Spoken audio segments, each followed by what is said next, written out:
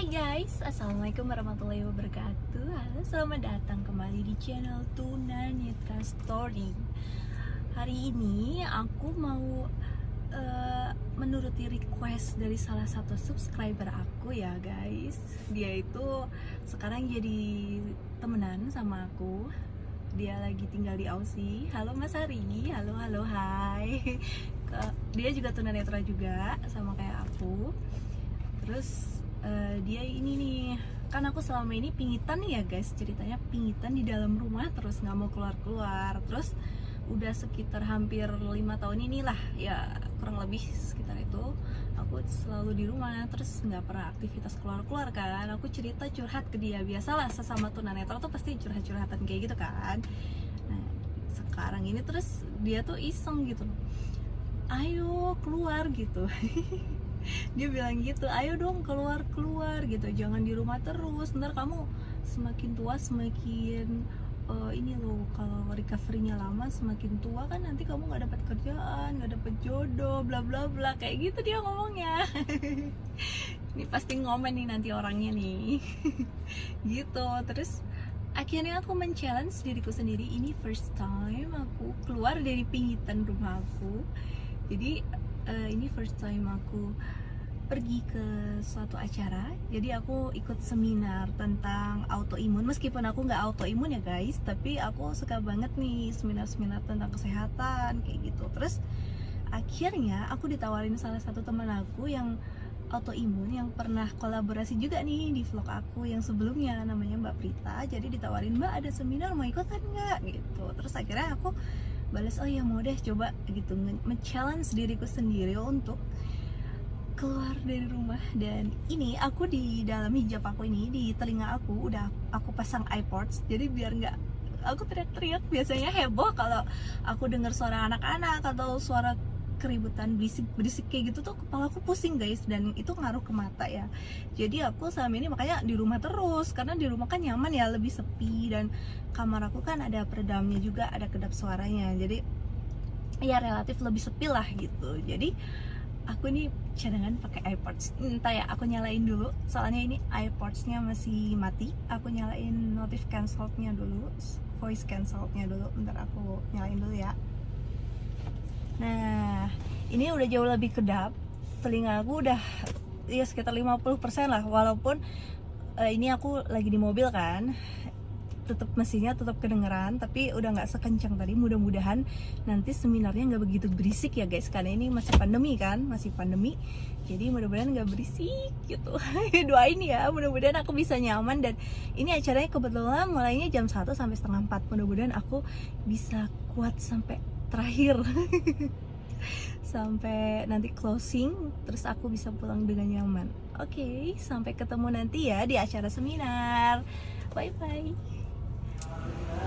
Hai guys, ini aku udah ada di luar, mau masuk ke dalam ruangannya ya. Kita coba masuk ke dalam. Oke, ikutin aku.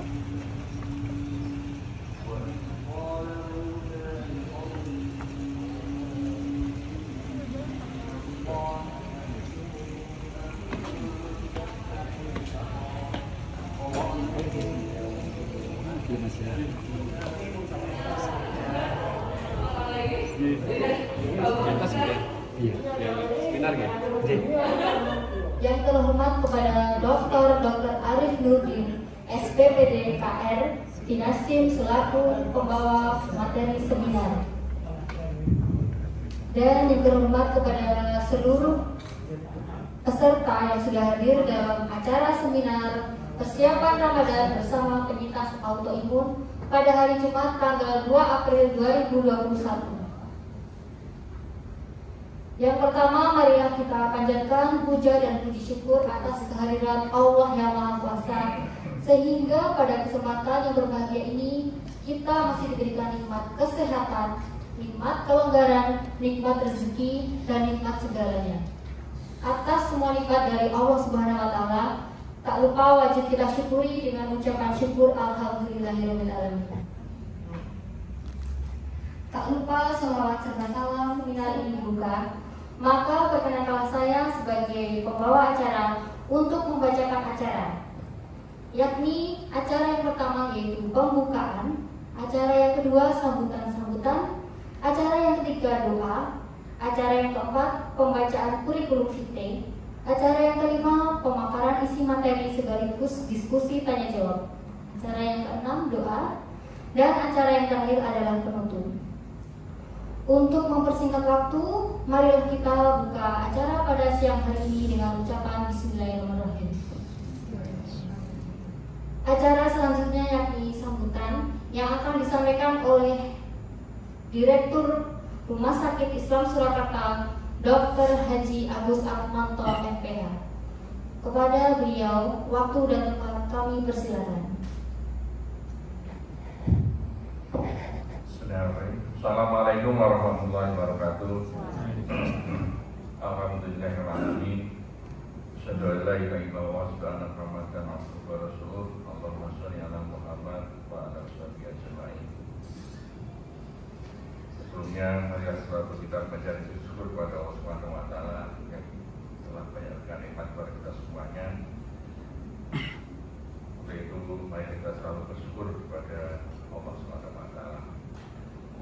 Yang kedua, terima kasih atas kerawannya Prof. Kiai Dr.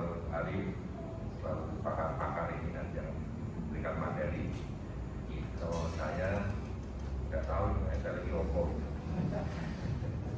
Tahunya ya, kalau kebanyakan yang sakit itu perempuan gitu, atau betul dan beliau. Oke, tapi yang ketiga akan terima kasih kepada semuanya yang telah hadir untuk mengikuti acara yang hari ini.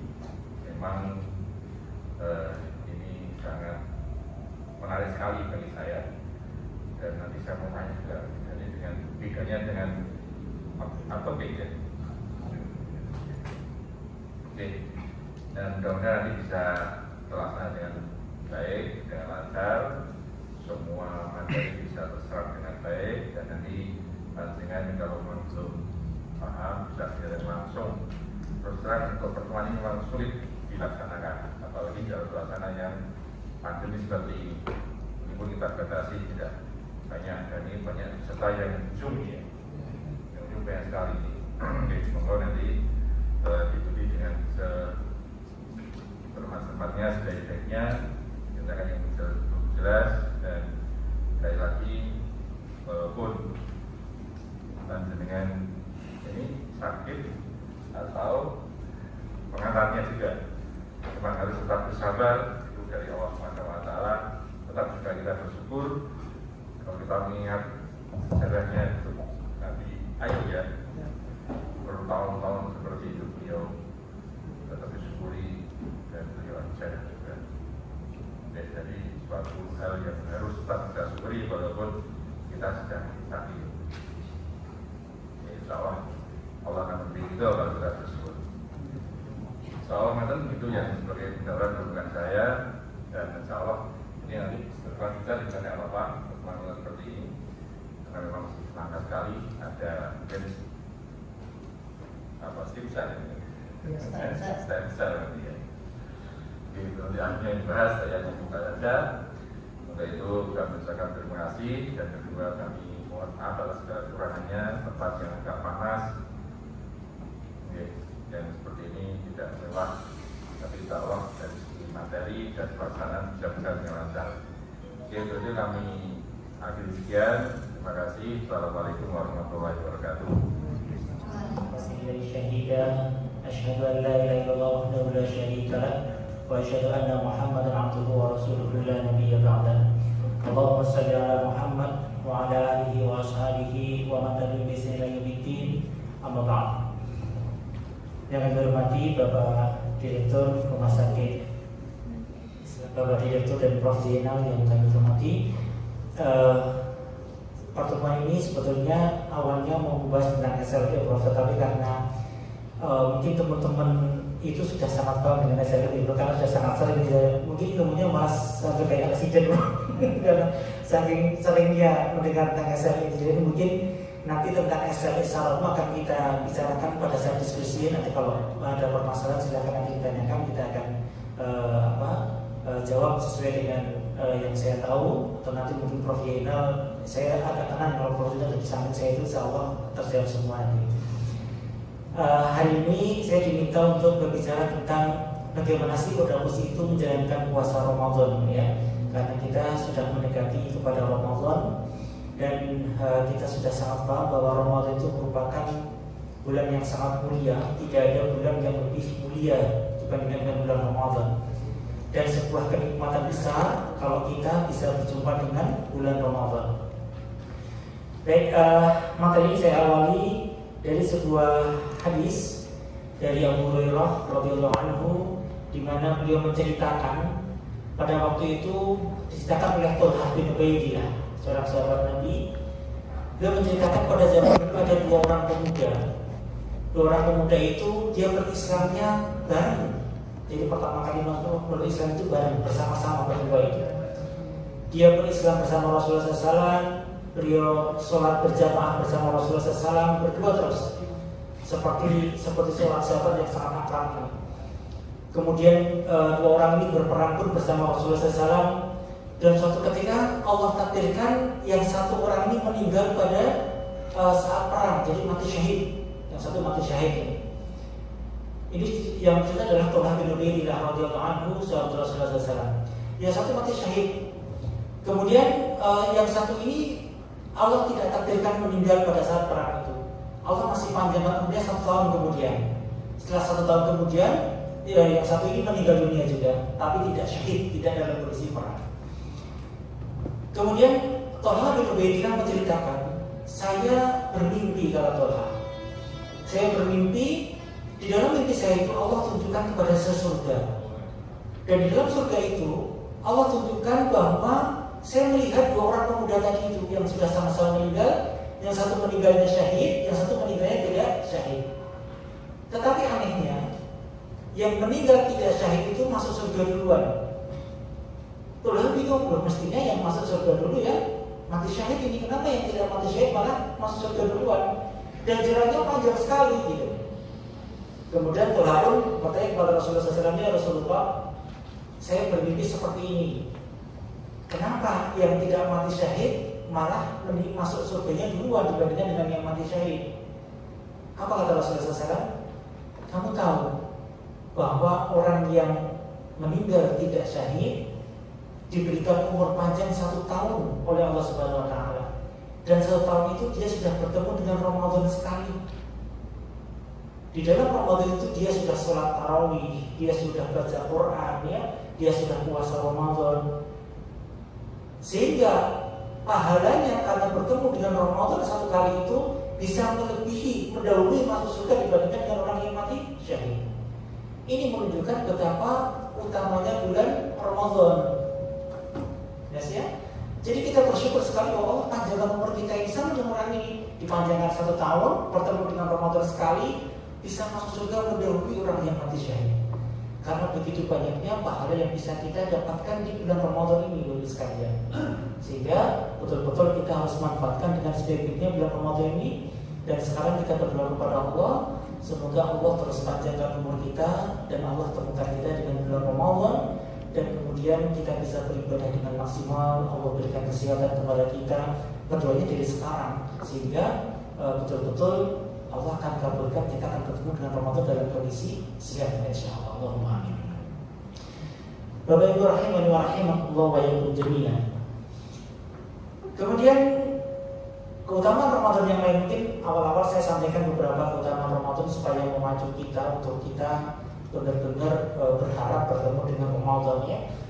Suatu ketika seorang sahabat Abu Umamah radhiyallahu anhu bertanya kepada Rasulullah SAW, ya Rasulullah SAW, imunnya ya, kayak itu sel, Sjögren, RA, sistem sklerosis ataupun yang lain ya, maka tetap wajib untuk puasa bagi yang mampu.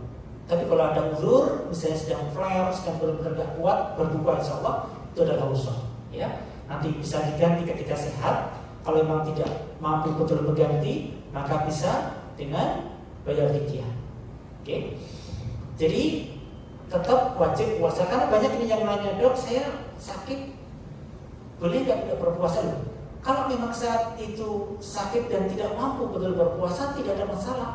Tapi jangan kemudian bermalas-malasan tidak mau mencoba puasa. Maka coba puasa.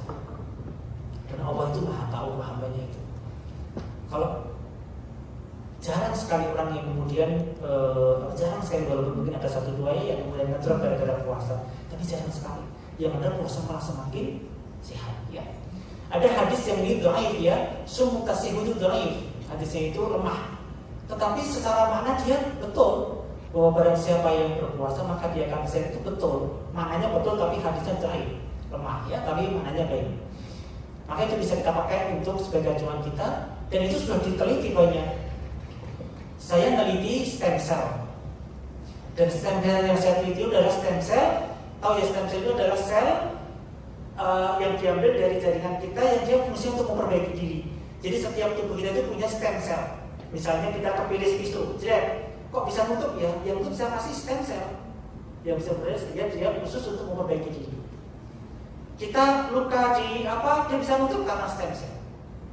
Jelas ya? Kerusakan di ginjal, di hati, di mana-mana. Kenapa sih orang sirosis gak bisa sembuh? Karena stem cellnya dihepar, dia lemah, tidak aktif, maka dia tidak bisa memperbaiki diri. Bisa nggak diaktifkan? Bisa secara teori, bisa sekarang ini bisa. Sehingga ada harapan orang yang sirosis, orang yang gagal ginjal bisa sembuh dengan stem cell. Karena setiap organ ini pasti punya stem cell, tergantung dia bisa aktif atau tidak. Nah, stem cell yang saya itu adalah stem cell buat lupus, buat SLE ini. Saya mengharapkan ada perlakuan khusus, maka stem cell yang saya kultur itu saya puasakan sekali. Jadi selnya saya puasakan.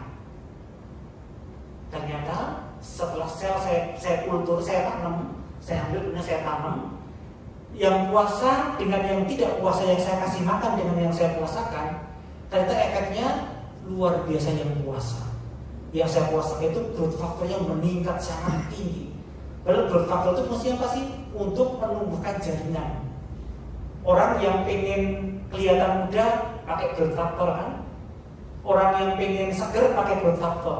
Berarti apa? Stem cell yang puasa itu growth factornya tinggi, maka orang yang berpuasa itu lebih awet muda, lebih seger ya. Kemudian dia perbaikan jaringannya lebih cepat. Ini bukti secara ilmiah bahwa puasa itu secara biomolekuler itu sangat baik.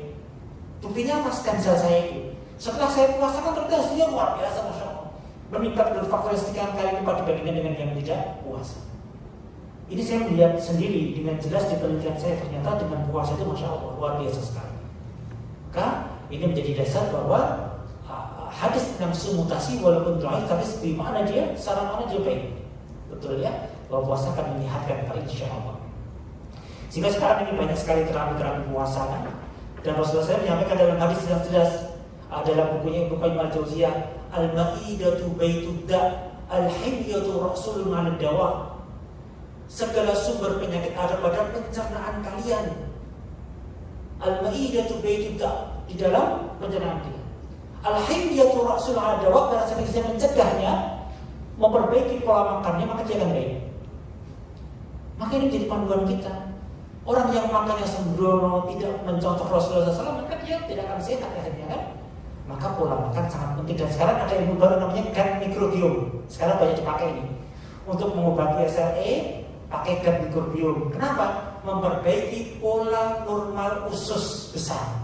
Kenapa? Karena al-ma'idatu baitud da, sumber penyakit ada di pencernaan kalian. Maka sekarang orang SLE banyak apa? Probiotik, prebiotik. Ya, karena apa? Karena pencernaan itu sumber penyakit, dan itu Rasulullah sudah menyampaikan sekian ribu tahun yang lalu. Dalam hadis yang disampaikan, tidak ada bencana yang lebih besar, kata Rasulullah, yang ditemukan oleh perut kalian sendiri. Cukuplah, kata Rasulullah, kalian mengisinya, cukuplah kalian makan untuk menegakkan tulang punggungnya saja. Jadi tidak boleh berlebihan, cukup untuk berdiri saja sudah cukup makan. Jika tidak, maka isilah sepertiga dengan makanan, sepertiga dengan cairan, sepertiga dengan udara. Ini hadis sahih. Jadi tidak berlebihan kalau makan, maka akan jadi orang sehat kalau kita makannya tidak berlebihan. Ya. Jadi pola makan Rasulullah sangat baik sekali. Maka ini yang mesti dan nanti kita mulai dari puasa Ramadan ini kita perbaiki pola makan kita ya, dengan tidak berlebihan, baik akan jadi sehat. Ya. Jika ada udzur maka diperbolehkan tidak puasa. Mengkodok kalau dia mampu. Mengkodok itu buat siapa sih? Kalau yakin bahwa kita masih mampu, misalnya orang sakit demam berdarah, wah nanti kalau sudah sembuh saya akan kodok, itu bisa. Tapi kalau orang yang sudah sakit CKD, sudah sakit gagal ginjal, sirosis yang tidak, kok saya yakin nggak bisa lagi nih, maka bayar fidyah. Jelas ya? Kemudian tetap mengkonsumsi obat seperti petunjuk dokter dan diskusikan dengan dokternya, dengan detailnya masing-masing. Banyak yang nanya ke saya, dok saya puasa gimana, masih minum salset enggak? Masih minum sandimun enggak? Masih lah, tetap masih. Selama dokter belum mengurangi dosis, belum meminta untuk berhenti, ya tetap minum gitu. Nanti gimana dengan doa? Enggak usah khawatir. Ya, kita ada waktu buka dan sahur kan? Buka dan sahur itu cukup baik ya. Hitungannya kan hampir mendekati 12 jam kan? Sudah seperti orang minum obat nanti. Jadi pada saat sahur minum obat, pada saat buka minum obat. Saya jarang sekali ngasih obat 3 kali, jarang sekali. Saya biasanya ngasih obat 12 kali, terutama untuk orang-orang autoimun ya. Dan itu pas dengan buka dan sahur. Maka tetap minum obat seperti biasa. Kecuali obat-obat yang memang mengiritasi lambung, maka harus perhatian betul. Kita harus lambali dengan obat-obatan lambung ya. Dan ini harus diskusi dengan DPL. Jadi kan dia dokter yang merawat siapa, diskusikan. Saya boleh nggak minum obat ini pada saat puasa dan seterusnya ya. Jadi tidak boleh mengurangi obat ataupun dosis tanpa seizin dari dokternya. Kemudian tetap melaksanakan ibadah dengan maksimal di bulan Ramadan. Perbanyak doa ya. Doa itu diperbanyak di sekalian ketika Ramadan itu dikatakan dalam hadis tadi ya. Maka doa yang tidak tertolak adalah doanya orang yang puasa sampai dengan dia berbuka. Kapan doa yang paling mustajab? Kita cari waktu-waktu mustajab berdoa, ya kan? Kapan? Seperti malam terakhir itu mustajab. Mendekati buka puasa itu mustajab. Jadi ketika mau buka puasa, ibu sekalian, angkat tangannya, doa. Ya, sebelum buka doa. Pada saat lapar itu doa kepada Allah. Pakai mustajab. Ya, doa minta kesembuhan terus. Allah itu menyampaikan, kata Allah SWT, aku itu malu jika ada umatku mengangkat tangan, dia turunkan tangannya, belum aku kabulkan doanya, aku malu, kata Allah. Maka terus ketuk pintu langit dengan doa-doa. Dan doa orang puasa itu mustajab, Masya Allah mustajab. Hajat kita semuanya disampaikan. Walaupun doa itu tidak boleh tergesa-gesa. Saya sudah doa bolak-balik enggak kabul-kabul, tetap aja malah semakin berat, penyakitnya malah semakin berat. Itu namanya doa orang yang tergesa-gesa. Itu tidak, adab yang berdoa tidak seperti itu. Terus kita berdoa kepada Allah dengan lemah lembut, ya, dengan menghibah, ya.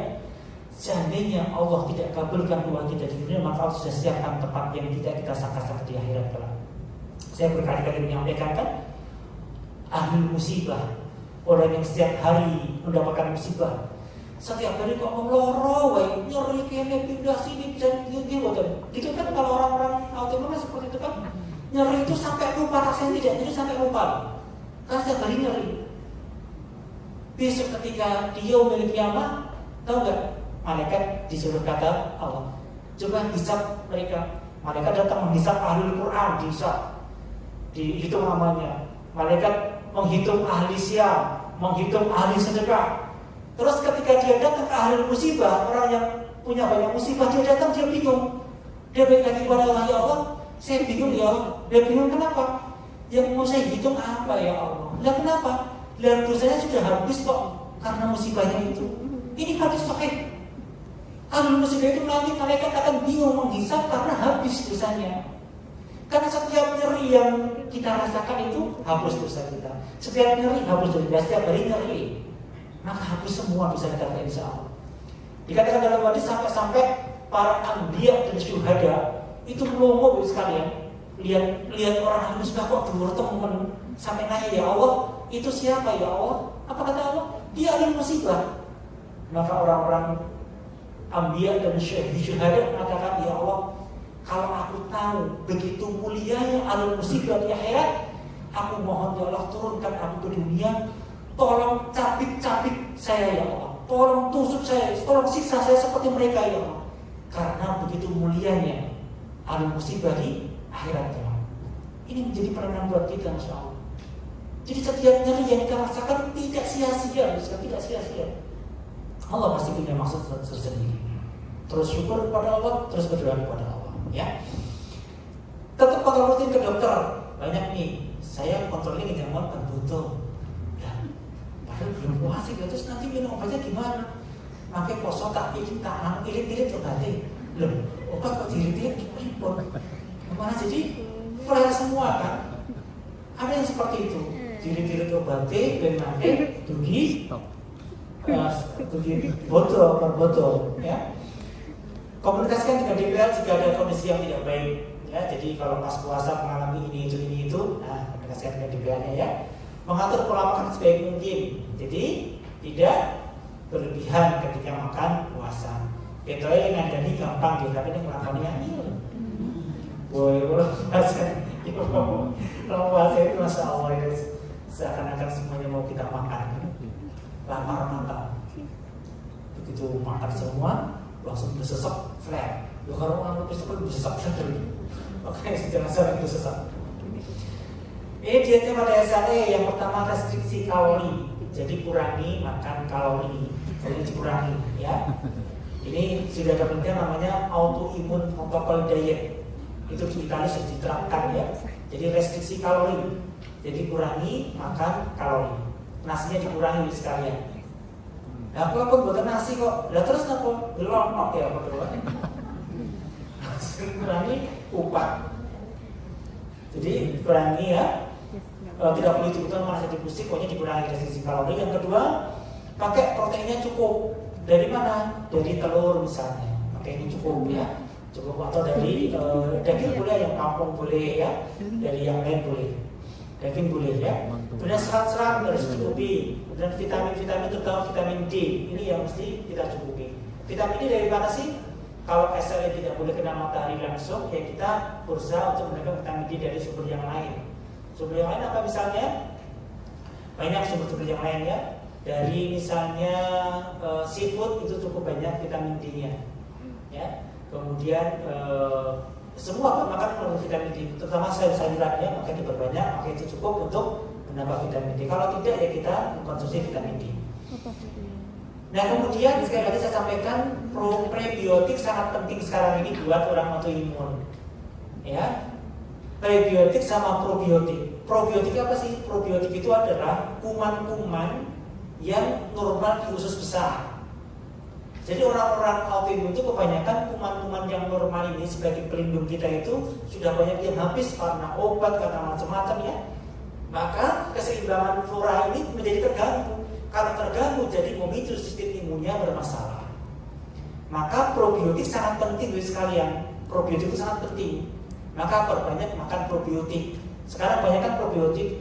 Apa sih semua bahan makanan yang difermentasi namanya probiotik. Ya. Bisa yogurt, ya, bisa acar, bisa dan lain sebagainya itu adalah probiotik. Sekarang sudah ada produk-produk probiotik banyak kan?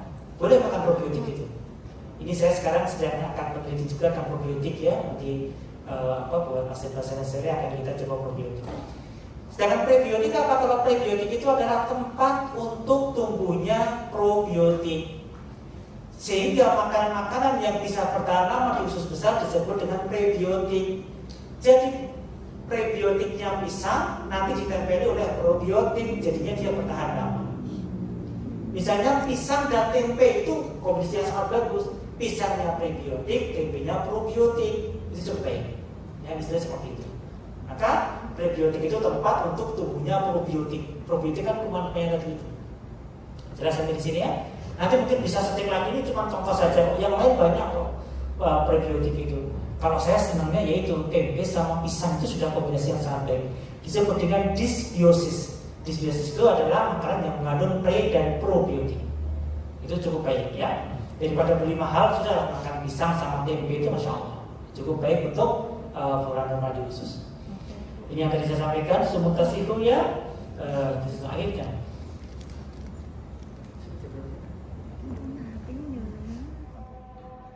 Hai guys, acaranya udah selesai nih. Ternyata aku berhasil ikut acara dari awal sampai akhir. Alhamdulillah, seneng banget bisa ikut seminar lagi kayak dulu lagi. Nih Mas Adi udah terjawab ya challenge-nya, jadi aku berhasil nih. Gitu. Oke, sampai ketemu di vlog selanjutnya ya guys. Jangan lupa lupa subscribe. Bagi yang belum subscribe Tuna Netra Story, jangan lupa subscribe ya, biar aku tambah semangat lagi nih buat konten-kontennya. Terus like, share, dan komen tetap ya harus. Sampai ketemu lagi di kesempatan selanjutnya. Assalamualaikum warahmatullahi wabarakatuh.